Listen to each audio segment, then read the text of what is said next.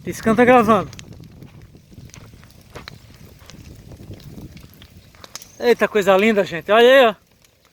Fogueira, não posso me aproximar mais, tá? Isso, zoom in. Sim, o calor aqui tá grande, pessoal. Eu adoro fogo, gente. Não é à toa que eu sou Sagitário. Meu signo é um signo de fogo, pessoal. Isso.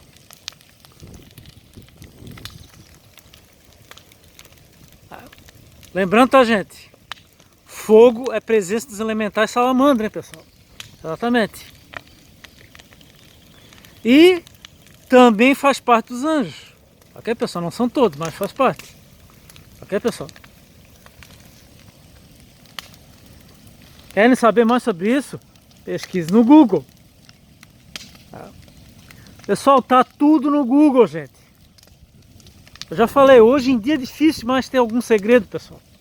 Ok? Nós temos a internet. Ela democratizou o conhecimento, pessoal.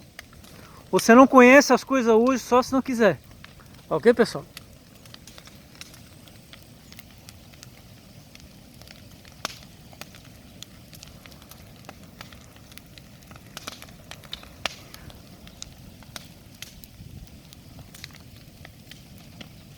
Coisa linda.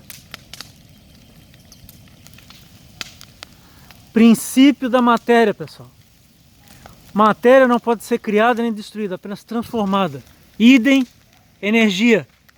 Energia também não pode ser criada, nem destruída, apenas transformada. Tá ok, pessoal? E qual foi a transformação que aconteceu aqui com a madeira que está queimando, pessoal? Simples. Ela virou carbono e gás carbônico. Exatamente, pessoal. Grande abraço a todos, beijo do coração. Uma ótima semana. Fomos.